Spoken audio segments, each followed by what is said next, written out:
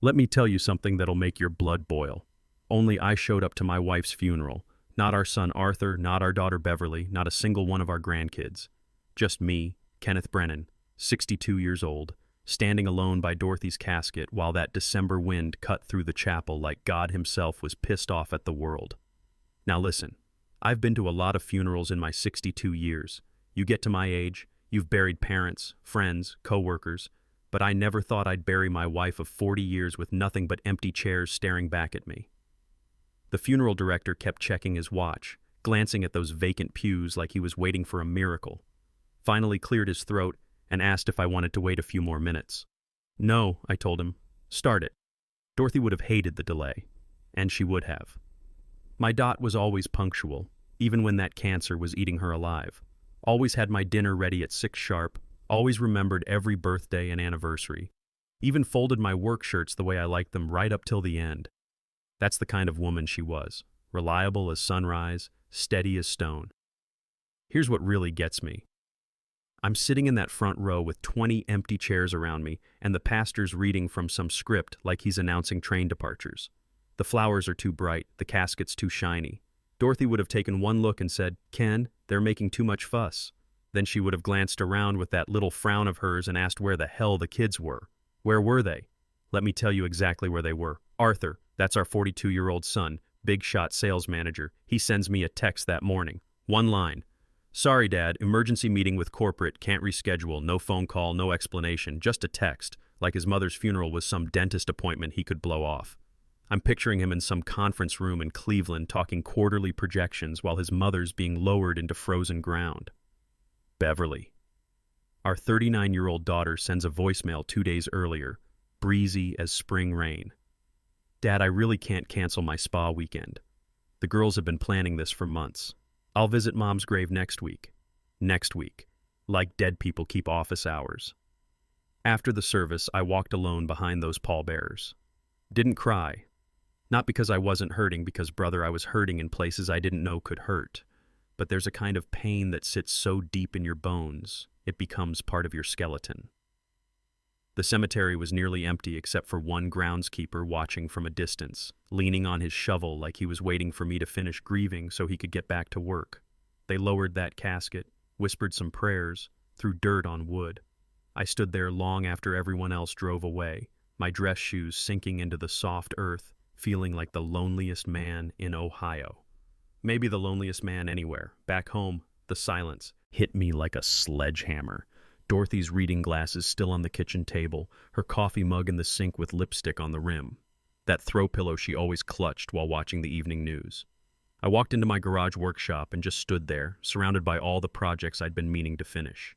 Half-rebuilt lawnmower on the workbench, tool chest missing 2 drawers. The 1967 Camaro engine I'd been restoring for 3 years, still waiting for me to get serious about it. I grabbed a Budweiser from the mini fridge, not the fancy imported stuff the kids always brought when they wanted money, just honest American beer, and sat on my workbench stool. That's when I made the mistake of checking my phone. Here's what really burned me. Arthur had posted on Facebook 2 hours earlier. Picture of him and 3 other suits raising champagne glasses. Caption: "Closed the biggest deal of my career today. Hard work pays off." Beverly's Instagram was even worse. Her and 3 girlfriends at some fancy resort, drinks with little umbrellas, all grinning like idiots. Self-care Sunday with my girls, living my best life. I stared at that screen until my eyes burned. While I'm burying their mother alone, they're celebrating deals and posting selfies. While I'm standing graveside wondering how I raised 2 strangers, they're living their best damn lives. I turned off that phone and looked at the photo on my workbench. Dorothy and me on our 40th anniversary, standing next to the Camaro when I first dragged it home. She's got her arm around my waist, smiling that smile that always made me feel like the richest man alive. "You and that car," she used to tease. "I swear you love it more than me." Always told her that wasn't possible. Nothing could come close to loving Dorothy Brennan. Tomorrow, I decided, I'm calling Norman Stevens, our family lawyer. Time to make some changes. The kind of changes Dorothy would understand even if our ungrateful children never would. Because here's the thing, if I was the only one who showed up for her last goodbye, I'd damn well be the only one deciding who gets what we built together. That evening, I sat in the kitchen where Dorothy used to make her famous pot roast every Sunday. You know the kind of meal I'm talking about, the one that fills the whole house with the smell of home. Her recipe card was still stuck to the refrigerator with that magnet from our trip to Yellowstone back in '98. Now the kitchen felt too big, too quiet, like it was waiting for someone who was never coming back. I heated up a frozen dinner and ate it standing at the counter. Couldn't bring myself to sit at that table we'd shared for 35 years. Felt wrong somehow, like I was pretending everything was normal when nothing would ever be normal again. Here's what I couldn't get out of my head: those empty chairs. 20 empty chairs in that chapel. I kept thinking about how Dorothy would ask me every day for 2 weeks before she died if the kids were coming to visit. And I'd lie to her, tell her they'd be there soon when I knew damn well they were too busy with their important lives to spend time with their dying mother. I walked down the hall to our bedroom and opened Dorothy's jewelry box. Nothing fancy. She wasn't that kind of woman. A few rings, some earrings I'd bought her for Christmas over the years, her wedding band that the nurses had removed when her fingers got too swollen from the medication. And there, tucked in the back behind everything else, was the envelope I'd forgotten about. Our will. Dorothy and I had updated it 3 years ago with Norman Stevens, back when we still believed family meant something more than blood relations. Back when we thought raising good kids meant they'd actually show up when it mattered. I sat on the edge of our bed, my bed now, and read through those papers. Arthur was listed as primary beneficiary of my 401k. That's $185,000 I'd saved working 40 years at the plant, money I'd earned one overtime shift at a time. Beverly got the house, worth about $150,000 in this market. They both shared the hunting cabin in Michigan, the one my old man built with his own hands back in 1962. Even Dorothy's engagement ring was supposed to go to Beverly someday, though she'd never shown much interest in anything that didn't have a designer label. Let me tell you something about those numbers. That 401k didn't just appear. I worked double shifts for years to build that nest egg. Skipped vacations, drove used cars, bought store brand everything so we could have security in our old age. And for what? So Arthur could add it to his portfolio while he's closing champagne deals? My hands started shaking as I held those papers. Not from age. From pure anger. I got up and walked to the closet, pulled out this old shoebox Dorothy kept hidden behind her winter coats. Inside were all our family photos, pictures of vacations we couldn't afford but took anyway, birthday parties where we made our own cake, Christmas mornings when the kids still believed in magic. I found the one I was looking for, Arthur at 16, working on his first car with me in the garage, beat-up Ford Mustang we'd bought for $800 from some kid who'd given up on it. Spent 6 months together, nights and weekends, teaching him about engines and patience and the satisfaction of fixing something with your own hands. He'd been so proud when we finally got it running. "Thanks, Dad," he'd said, grease under his fingernails, grinning like he'd conquered the world. This is the best thing ever. That kid had deserved better than an empty funeral. Dorothy had deserved better than an empty funeral. But somewhere along the way, Arthur forgot what his old man taught him about showing up when it counts. I put the photo down and picked up my phone. Almost midnight, but I didn't care. Called Norman Stevens. Went straight to voicemail like I expected. "Norman, it's Ken Brennan. I need to revise my will immediately. Call me first thing in the morning. This can't wait." I hung up and walked to the kitchen window, looking out at the garage where I'd spent thousands of hours working with my hands. Teaching my kids that patience and effort could turn rust into something beautiful. Teaching them values they'd apparently forgotten the minute they left home. Tomorrow I'd start fixing something else, something that had been broken for way too long. You know what really gets me? I'd spent 62 years believing that family was about more than just sharing DNA. Thought it was about showing up, about caring, about putting the people you love ahead of your own convenience. Turns out I was wrong about my own children. They'd learned to take everything I offered and give nothing back except disappointment. But that was going to change. Starting tomorrow, I was going to make sure the people who deserved our family's legacy actually got it. The people who understood that love isn't something you schedule around more important priorities. The people who show up when showing up matters. The law office smelled like old leather and strong coffee, the kind of place where serious decisions get made in quiet voices. Norman Stevens had been handling our family business for 30 years. He'd done our first mortgage when Dorothy and I bought this house, handled her life insurance policies, and drew up the paperwork when I retired from the plant. good man with a no-nonsense attitude that I appreciated. He looked up when I walked in, buttoning his suit jacket out of habit. "Ken," he said, standing to shake my hand, "I got your message. You sounded urgent." "I want to remove Arthur and Beverly from the will," I said, settling into the chair across from his desk. "Completely. Every provision, every account, everything." Norman paused, not out of shock. He'd been a lawyer too long for that, but out of care. The man had watched my kids grow up, handled their college fund transfers, knew them since they were teenagers. "You sure about this, Ken?" I looked him straight in the eye. "Norman, I buried my wife alone yesterday. My children couldn't be bothered to show up. Arthur was closing deals. Beverly was getting massages at some resort. They posted it on social media while their mother was going into the ground." Norman gave a slow nod and opened his legal pad. "I understand. You want to remove them from all provisions, the retirement accounts, the house, the cabin, everything." He started writing in that neat handwriting lawyers learn in school. "Do you want to redirect the assets to someone else?" Now here's where I had to think. I could have left everything to charity, could have burned it all down out of spite, but that's not what Dorothy would have wanted. She always believed in family, even when family disappointed her. So I thought about Eugene, Arthur's oldest boy. 21 years old, studying mechanical engineering at State University. Kid who actually visited us, helped me fix the back fence last summer without being asked. Who called Dorothy Grandma Dot and always remembered to ask about her chemotherapy treatments. "Yeah," I said. "I want to set up a trust for Eugene. House, cabin, the retirement accounts, all of it. But I want it structured so Arthur and Beverly can't touch it, can't pressure him, can't get their greedy hands on any of it." "That can be arranged," Norman said with the kind of professional calm I appreciated.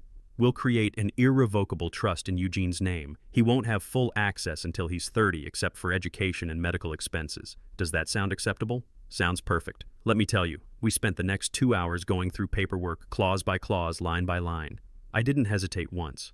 When you've stood alone at your wife's graveside because your children had better things to do, a stack of legal documents doesn't scare you. Nothing trivial can hurt you after something like that." As we were finishing up, Norman looked across his desk at me. "Ken, I have to say, most people your age want to keep the peace. Forgive and forget, you know. I've kept the peace for 62 years, I said quietly, and it buried me right alongside Dorothy. He didn't ask any more questions. Smart man, Norman Stevens. He understood that some decisions come from pain so deep that talking about it just makes it worse. By the time I left that office, the December sun was trying to break through the clouds, casting long shadows across Main Street. I stood on the sidewalk for a moment, watching people hurry by with their holiday shopping and their urgent errands. Regular folks living regular lives, probably calling their parents and remembering birthdays and showing up when family needed them. I wasn't angry anymore. That's the thing people don't understand about decisions like this. It's not about rage or revenge. It's about clarity, about finally seeing things as they really are instead of how you wish they were. I drove home through streets I'd traveled for 35 years, past the hardware store where I'd bought lumber for countless projects, past the diner where Dorothy and I used to eat breakfast on Saturday mornings. Everything looked the same, but I felt different. Lighter, somehow. Like I'd been carrying a weight I didn't even know was there until I finally set it down. Back home, I went straight to the garage, sat on my workbench stool and looked at all the unfinished projects surrounding me. That Camaro engine still gleaming under the fluorescent lights, waiting for someone to care enough to bring it back to life. Dorothy used to bring me coffee while I worked on it, sitting on an old kitchen stool and telling me about her day. "You going to get that thing running before we're both too old to drive it?" she'd tease. I'd always say soon or next month or when I get time. Now I had all the time in the world and nobody to share it with except maybe Eugene, if he was interested in learning what his grandfather could teach him about engines and patience and the satisfaction of building something that lasts.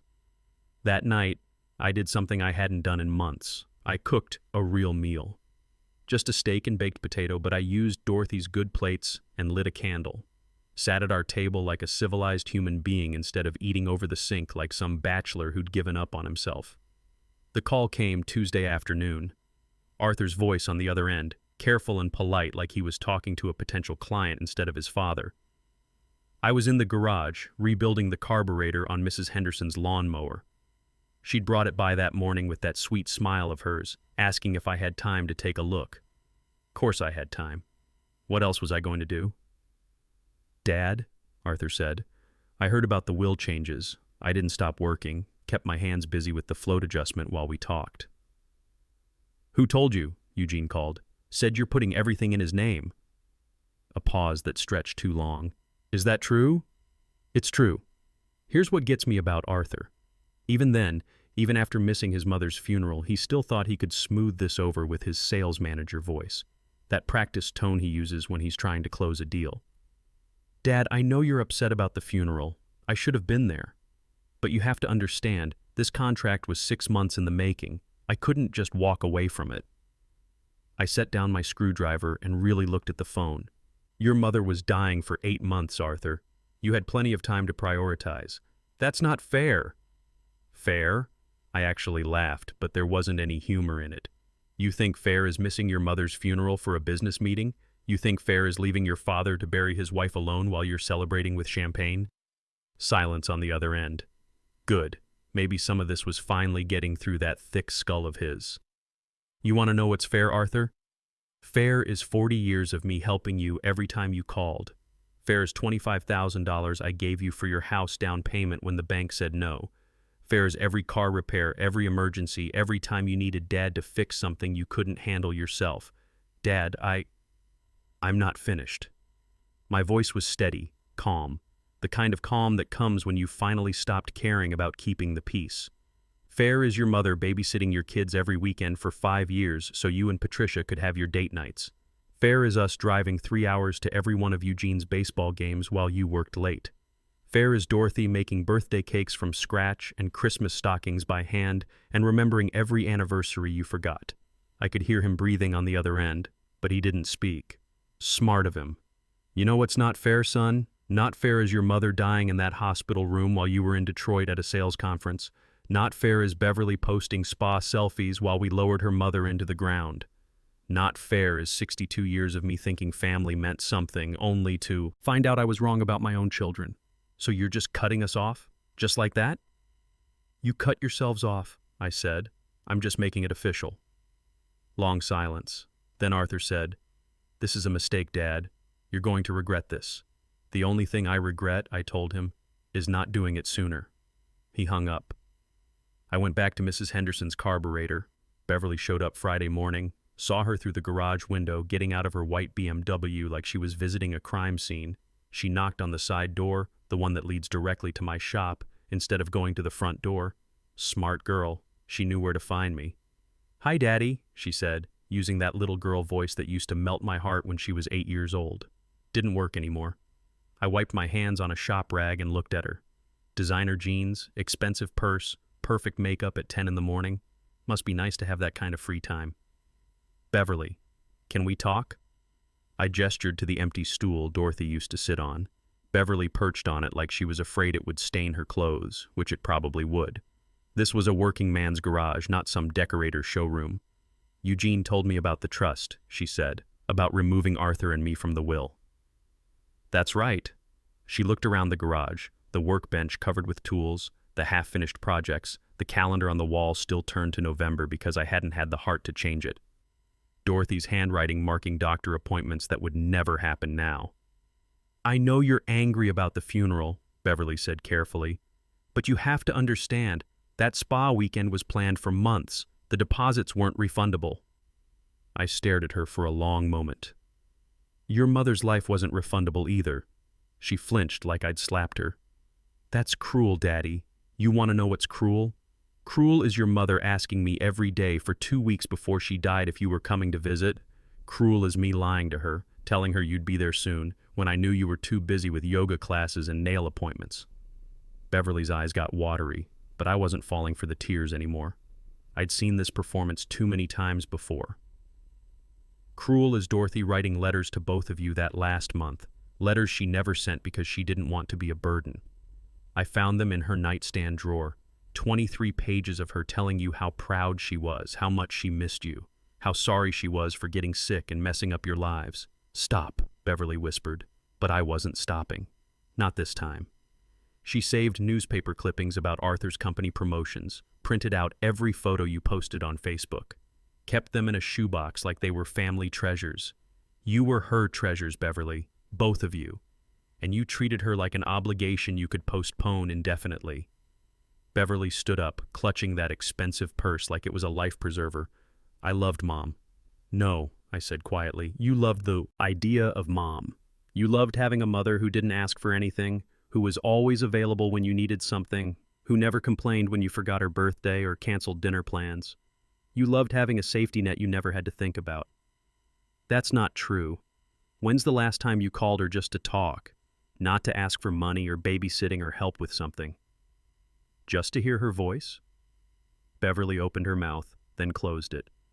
We both knew the answer. I can tell you when, I continued. April 15th, tax day.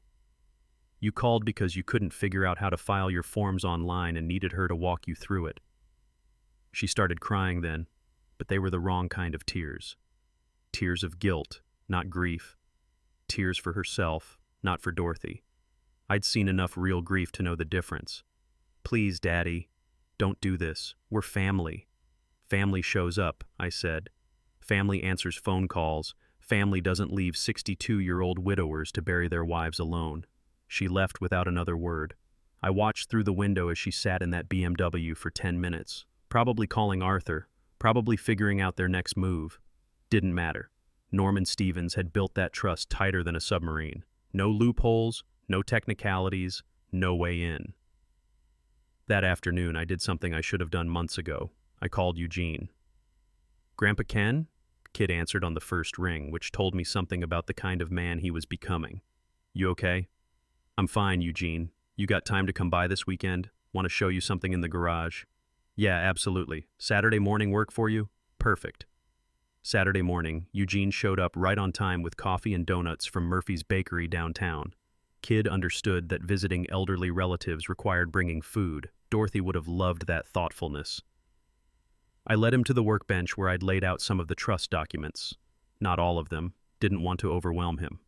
His eyes went wide reading the first page. Grandpa, what is this? It's your future, I said. The house, the cabin, my retirement savings, all going to you. But why me? What about Dad and Aunt Beverly? Here's what I could have told him. Could have said his father was too busy closing deals to bury his grandmother. Could have explained how Beverly thought spa weekends were more important than final goodbyes. Could have shown him those social media posts, made him understand just how selfish his family had become. Instead, I chose a different truth. A better one. Because you're the only one who still shows up without being asked. Eugene set those papers down gently, like they might break if he wasn't careful. I don't know what to say. Don't say anything. Just remember what love looks like when it's real. We spent the next 3 hours in that garage, and let me tell you, it felt good to teach again. I showed him how to gap spark plugs properly, how to read compression numbers, how to tell when an engine's running smooth versus just running. He listened like his future depended on it, asked smart questions, got his hands dirty without complaining. Reminded me of myself at that age, before life taught me that most people don't want to learn anything that requires actual effort. Grandpa, he said as we were cleaning up, would it be okay if I came by next weekend? Maybe we could work on the Camaro together? I smiled, really smiled, for the first time since Dorothy got sick. That engine's been waiting 3 years for the right person to help me finish it. Guess it found him. That evening, I sat in Dorothy's chair and read one of her unsent letters, the one addressed to Eugene. Dear Eugene, your grandfather thinks I don't know how much you love coming to the garage with him, but I see your face light up when you two start talking about engines and tools. You're learning more than mechanics from him. You're learning what it means to work with your hands, to fix things instead of throwing them away, to pass knowledge down through generations. That's not something you can learn in college. I folded that letter back up. Tomorrow, I'd give it to Eugene. Tonight, I'd just sit here and feel something I hadn't felt since Dorothy got her diagnosis. Peace. The weeks that followed fell into a rhythm I hadn't felt in years. Eugene came by every Saturday morning, regular as clockwork. We worked on that Camaro together, slowly bringing that V8 back to life. Kid had good hands and patience. 2 things you can't teach if they're not already there. Didn't rush things, didn't get frustrated when something didn't work the first time. Let me tell you about teaching someone who actually wants to learn. It's like watering a plant that's been waiting for rain. Eugene soaked up everything I showed him about timing belts and fuel injection. I taught him the old school methods, and he showed me some of the computer diagnostic stuff they use nowadays. Fair trade between generations. Arthur and Beverly stopped calling after those first confrontations. Heard through the grapevine, Margaret Campbell next door loves her gossip, that they'd contacted Norman Stevens about contesting the will. Norman told them what I already knew, that trust was built tighter than a bank vault. No loopholes, no technicalities, no way around it. They'd made their choice at Dorothy's funeral. Now they had to live with the consequences. One Saturday in February, Eugene and I finally got the Camaro running. Not perfect, transmission still needed work, but running. That sound of a properly tuned V8 rumbling to life in my garage was better than any symphony I'd ever heard. Eugene whooped and grinned like he'd won the lottery. "We did it, Grandpa." "You did most of the heavy lifting," I said. "I just pointed you in the right direction. We took it for a test drive around the neighborhood. Not fast, not far, but enough to feel the power under the hood, to hear that exhaust note that tells you everything's working right." Eugene drove with both hands on the wheel, concentrating like he was piloting a rocket ship. "Grandma would have loved this," he said as we pulled back into the driveway. "She would have loved watching us build it together," I corrected. Dorothy always said the best part of any project was seeing people work as a team. Here's something that might surprise you. That night, I called Patricia. That's Arthur's wife, Eugene's mother. She answered carefully, probably expecting another family argument. "Patricia, it's Ken. I want you to know something. Eugene's a good young man. You and Arthur raised him right, at least where it counts." Silence for a moment. Then, "Thank you, Ken. That means more than you know. He's got Dorothy's heart and my hands. That's a good combination for getting through life. It is. Take care of yourself, Patricia, and take care of that boy." "I will. Now, don't get me wrong. That wasn't forgiveness for Arthur. Arthur had made his choice, and choices have consequences. But Eugene didn't deserve to lose his grandfather because his father was a fool. Family isn't just about blood. Sometimes it's about the people who show up when showing up matters. Spring came early that year. I started cleaning up Dorothy's flower garden, pulling weeds and planting new bulbs. Not because I loved gardening, that was her thing, but because the house looked too sad without color around it. Eugene helped me build new raised beds and install a drip irrigation system. Kid was handy with a shovel and didn't mind getting dirty. "You know," he said one afternoon as we planted tomatoes, "I've been thinking about after graduation. Maybe instead of taking some corporate job in Chicago, I could start a restoration shop here in town. Classic cars, vintage motorcycles, that kind of thing." I looked up from the soil I was working. "That's a hell of an idea. Think there's a market for it?"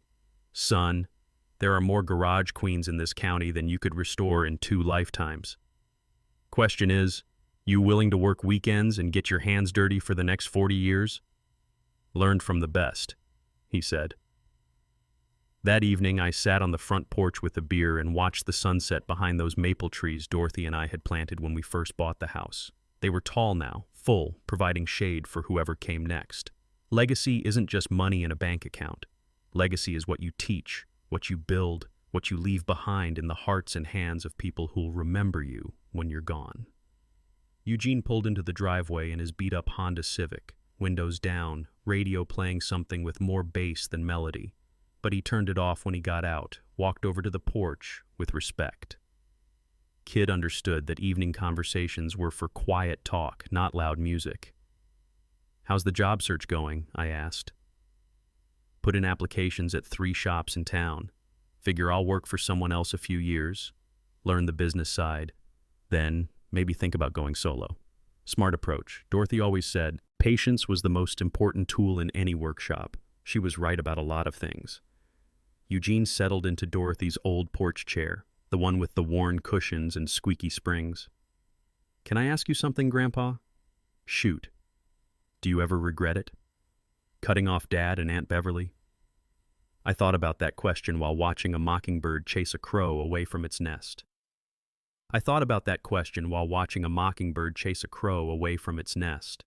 Listen to the distant sound of someone mowing their lawn, the normal sounds of people living normal lives. Felt the weight of 62 years of making hard decisions, some right, some wrong, all of them mine to own. Regret's the wrong word, I said finally. I regret that it came to this. I regret that your grandmother died thinking her children would rather be anywhere else than with her. I regret that we raised two people who think love is optional when it's inconvenient. But the will changes? No regret there. None at all.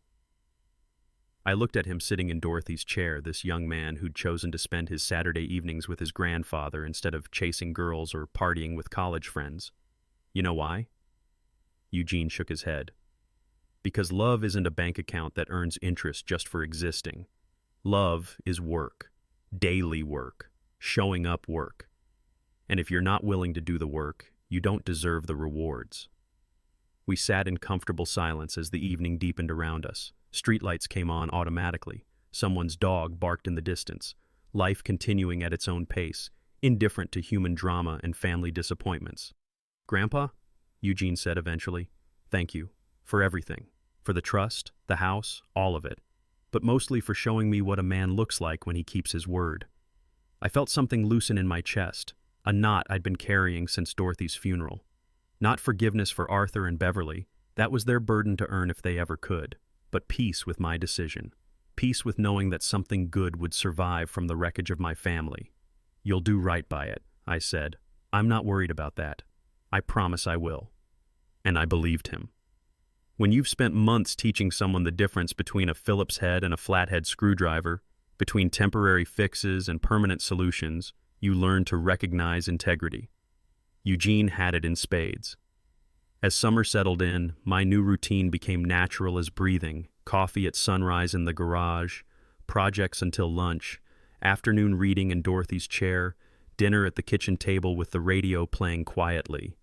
Eugene on Saturdays sometimes bringing friends who wanted to learn about engines, neighbors stopping by for advice on strange noises their cars were making. Here's what surprised me. I wasn't lonely. Lonely is wanting company and not having it. I had company when I wanted it and solitude when I needed it. For the first time in years, every relationship in my life was chosen, not obligated. Every conversation mattered because it was real, not performed for family duty. One evening in July, I was working late in the garage when my phone buzzed. Text message from a number I didn't recognize at first. Then I realized it was Arthur. "Dad, I know you probably won't read this, but I wanted you to know that Patricia and I are getting divorced. She says I've forgotten how to love people. She's probably right. I think about Mom every day. I think about how I failed her, failed you, failed myself. I don't expect forgiveness. Just wanted you to know that I finally understand what I lost." I read it twice, then set the phone down and went back to adjusting the carburetor on a neighbor's snowblower. Understanding comes too late for some people. That's not my fault or my problem to fix. Arthur was 42 years old when he chose a business meeting over his mother's funeral. You don't get to undo choices like that with text messages and regret. But I did think about Patricia that night. Good woman who'd tried to hold her family together while Arthur worked 70-hour weeks chasing promotions and bonuses. She'd been kind to Dorothy, visited when she could, sent flowers during the worst of the cancer treatments. Maybe I'd call her again sometime, see how she was managing. Divorce is hard at any age, harder when you're starting over with kids to worry about. The cancer came back to me in September. Started as a pain in my side that I ignored until I couldn't anymore.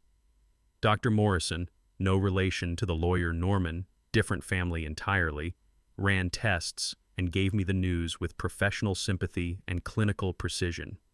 6 months, maybe 8 if I wanted to try chemotherapy. I didn't want chemotherapy.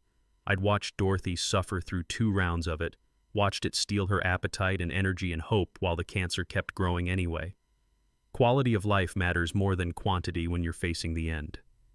I'd learned that much from watching the woman I loved waste away despite all the medical intervention money could buy. I told Eugene first. Kid took it hard but didn't fall apart, didn't try to talk me out of my treatment decisions. Asked good questions about second opinions and experimental procedures. I explained my choice and why I'd made it. He nodded like a man instead of arguing like a child. "What do you need from me?" he asked. "Keep coming on Saturdays," I said. "Help me finish the projects that matter. Learn everything you can while I can still teach it. Deal." I didn't tell Arthur and Beverly about the cancer. They'd find out eventually, but they'd lost the right to be part of my medical decisions when they skipped Dorothy's funeral for more important priorities. This was between me, Eugene, and the doctors. Clean and simple, the way I preferred things. We had a good autumn together. Eugene and I finished the Camaro restoration completely, got it running smooth and strong as the day it rolled off the assembly line. Taught him how to tune the carburetor by ear, how to read spark plugs like a book, how to diagnose engine problems from subtle changes in sound. Old knowledge passed down from grandfather to grandson, the way it's supposed to work when families actually function. We also started serious planning for his restoration shop. Found a perfect location on the edge of town, an old Texaco station with solid bones and enough space for multiple car bays. Eugene had saved money from his part-time jobs through college, and the trust would provide startup capital when the time came. I helped him draw up business plans and equipment lists, introduced him to parts suppliers I'd worked with for decades. Men who understood that a handshake still meant something, that quality work takes time, that shortcuts always cost more in the end. "You're going to be successful," I told him one afternoon as we looked over the proposed lease agreement for that old Texaco station. "Not because of the money, but because you understand that good work takes patience." "Learned from the best," he said. Same thing he'd been saying for months, but it never got old hearing it. By December, I was getting tired more easily. The pain was manageable with medication, but my energy was running down like an old battery. I spent more time in Dorothy's chair, reading books about engine restoration and classic car history, passing knowledge to Eugene through conversation instead of demonstration. That's when Arthur showed up on Christmas Eve. I saw him through the front window, standing on the porch like he wasn't sure he belonged there, which honestly he didn't. But he knocked softly, waited patiently. When I opened the door, he looked older than his 42 years, tired around the eyes, thinner than I remembered. "Hi, Dad.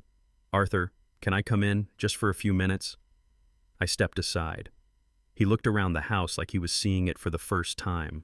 The photos on the mantle, the furniture Dorothy had chosen, the small repairs I'd made over 35 years. Details he'd never noticed when visiting was obligation instead of choice. "Eugene told me about the cancer," he said quietly. I nodded. Figured he would eventually. "I'm sorry. For the cancer or for missing your mother's funeral?" Arthur flinched but didn't look away. "Both. All of it. Every choice I made that brought us to this point." I studied his face, looking for the con, the angle, the sales pitch, but all I saw was a middle-aged man who'd finally figured out what he'd lost. "What do you want, Arthur?"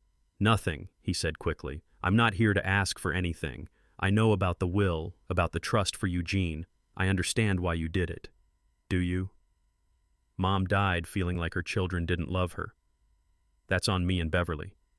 We can't change it, can't fix it, can't undo it. I have to live with that for the rest of my life." I sat down heavily in my chair. The pain was worse today, cutting deeper. "Yes, you do. I just wanted you to know that Patricia was right. Did forget how to love people. Forgot that success at work doesn't mean anything if you fail at home. Forgot that family isn't something you schedule around other priorities." Arthur sat on the edge of the couch, not relaxing, not getting comfortable. Like he knew this wasn't a social visit. "I'm in therapy now, trying to figure out how I became someone I don't recognize anymore. Trying to understand why I thought a business deal was more important than saying goodbye to the woman who raised me." "That's good," I said, "but it's about 8 months too late for your mother." "I know." His voice dropped to almost a whisper. "I know it doesn't change anything, doesn't bring Mom back or give you the support you deserved, doesn't undo the pain I caused." We sat in silence for a while.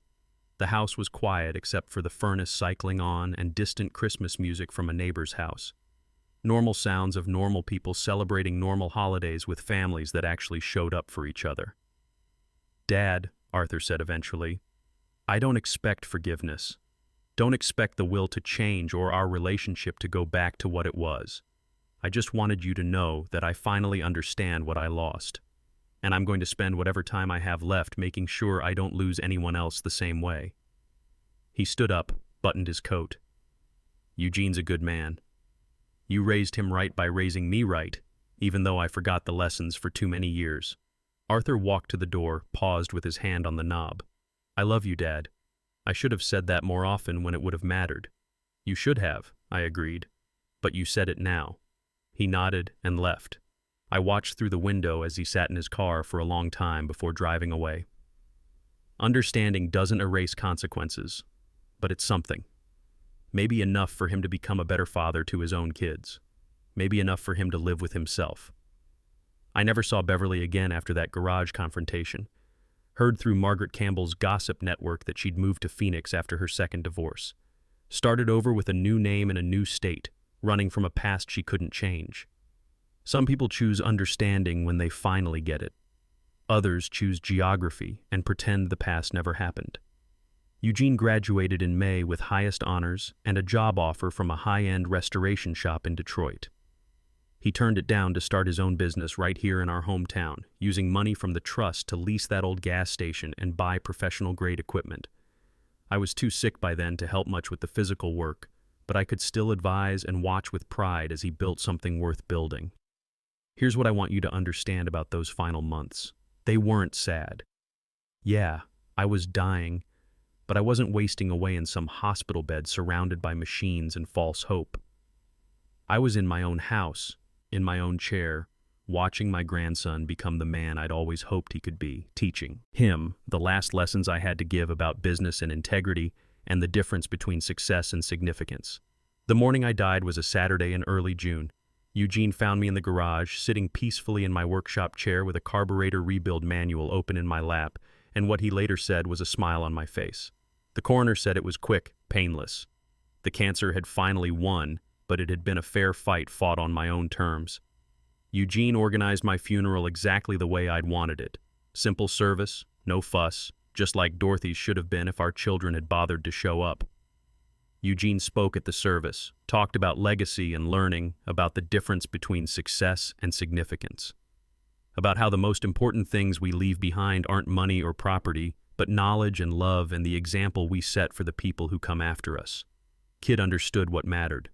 Arthur came to the funeral, sat in the back, didn't speak, didn't try to make it about himself or his newfound understanding, just came to pay respects and say goodbye. That was enough. More than enough, actually. It showed me that maybe some of what I'd tried to teach him about respect and humility had finally taken root. Here's what happened after I was gone, and I know this because Eugene tells me these stories when he visits my grave every Saturday morning, just like he used to visit my garage. The workshop became part of Eugene's restoration business. He kept my workbench exactly as I'd left it, tools arranged the way I'd organized them for 40 years. When customers would ask about the old man who'd owned the tools before, Eugene would tell them stories about patience and craftsmanship and the importance of doing things right the first time. He married a good woman named Sarah, not Beverly, different Sarah, who understood why he spent Saturday mornings working on cars instead of sleeping late like most people their age. A woman who appreciated that her husband had learned the value of hard work and showing up when it mattered. They had kids who learned to change oil before they learned to drive, who understood the satisfaction of fixing something with their own hands instead of throwing it away and buying new.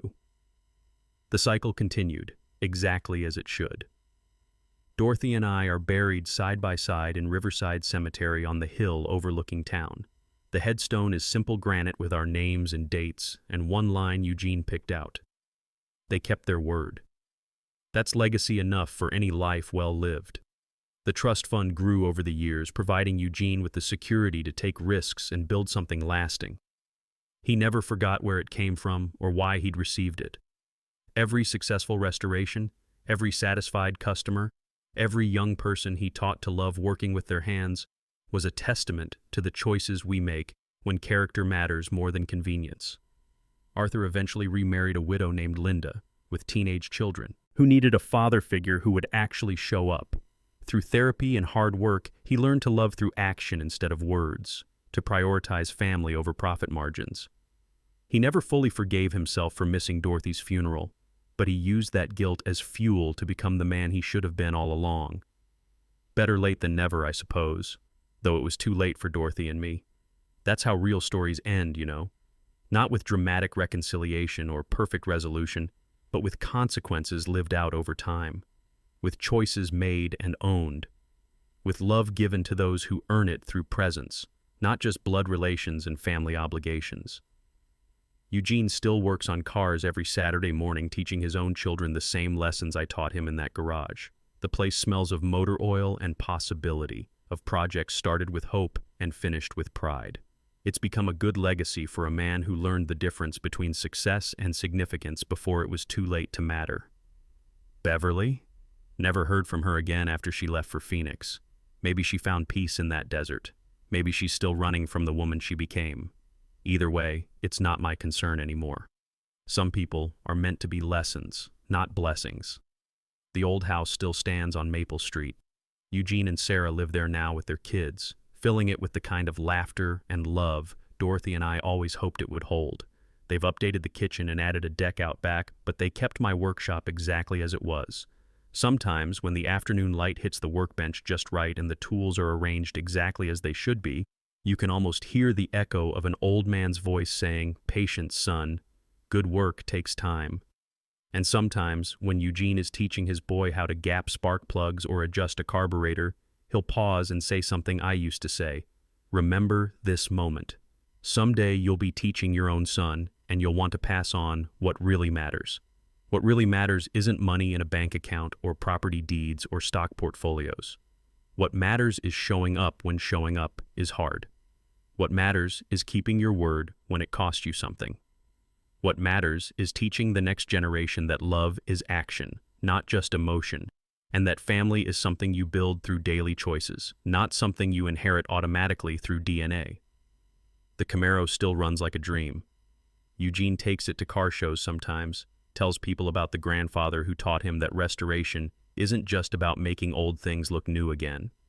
It's about understanding that some things are worth saving, worth the time and effort to bring them back to what they were meant to be. That's true for cars, and it's true for people, and it's especially true for families that have forgotten what they're supposed to mean to each other. Eugene keeps a photo on his workbench, not of the finished Camaro, but of the day we first got it running again. Two men, 41 years apart in age, grinning like kids who'd just discovered fire. Both of us covered in grease, both of us proud of what we'd built together with patience and perseverance. That's the kind of inheritance that matters. That's the kind of legacy that lasts. Let me tell you something that might surprise you. I'm not bitter about how things ended. Yeah, I died with cancer, and yeah, 2 of my children turned out to be disappointments. But here's the thing. I also got to see Eugene become the kind of man any grandfather would be proud of. I got to teach him everything I knew about engines and integrity. I got to watch him build a business based on the values Dorothy and I tried to live by.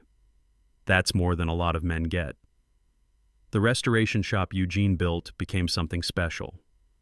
Not just because it was successful, though it was, bringing in classic cars from 3 counties, but because of how he ran it.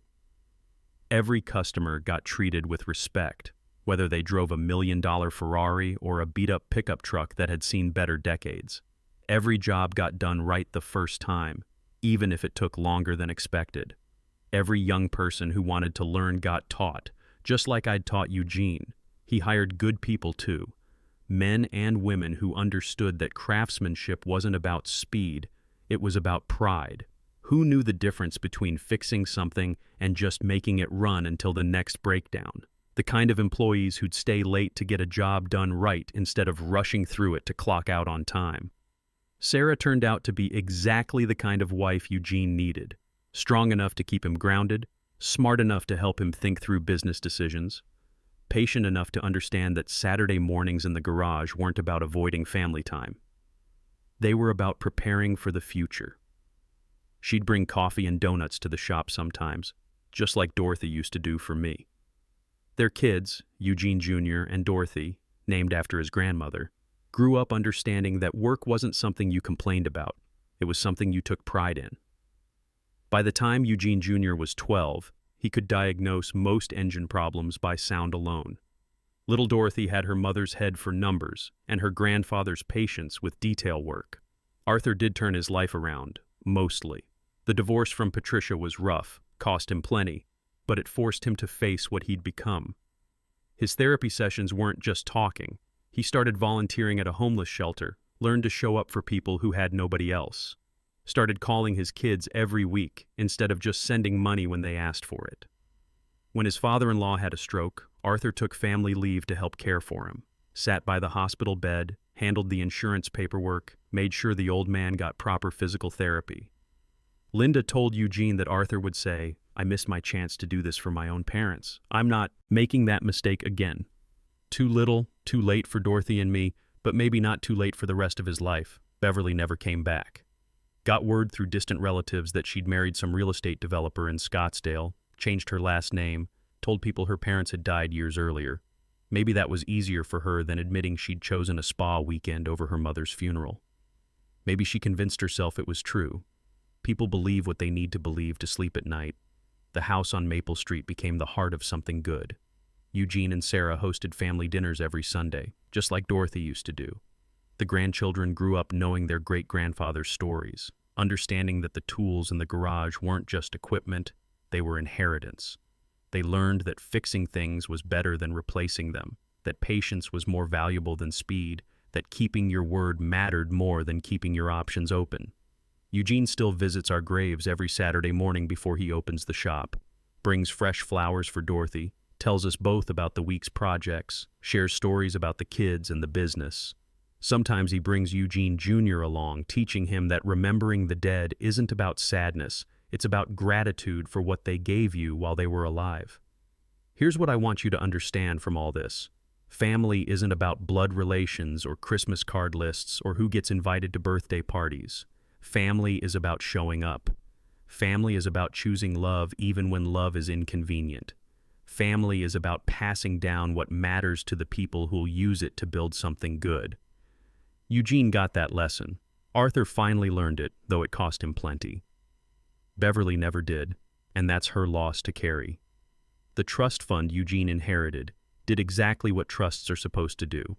It gave a good person the security to take risks and build something lasting. Not just for himself, but for his community, his employees, his children. Every car that rolls out of Brennan Restoration carries a little piece of the values Dorothy and I tried to live by. And sometimes, when Eugene is teaching some young person how to rebuild an engine or restore a classic, he'll pause and say something I used to tell him. Remember, we're not just fixing cars here. We're teaching patience. We're preserving history. We're proving that some things are worth the time it takes to do them right. That's legacy. That's what matters. That's what lasts long after the funeral flowers have wilted and the will has been probated and the lawyers have been paid. When my time came, I went peacefully in my workshop, surrounded by the tools and projects that had given my life meaning. Found with a smile on my face, Eugene said, probably dreaming about the next restoration project or the next lesson to teach. That's how I wanted to go, not in some sterile hospital room hooked up to machines, but in the place where I'd been happiest, doing what I'd loved most, teaching, building, fixing things that were worth saving. And knowing that the best parts of who I was would live on in the hands and heart of a young man who'd learned that love isn't what you inherit. It's what you earn through showing up day after day when showing up matters most.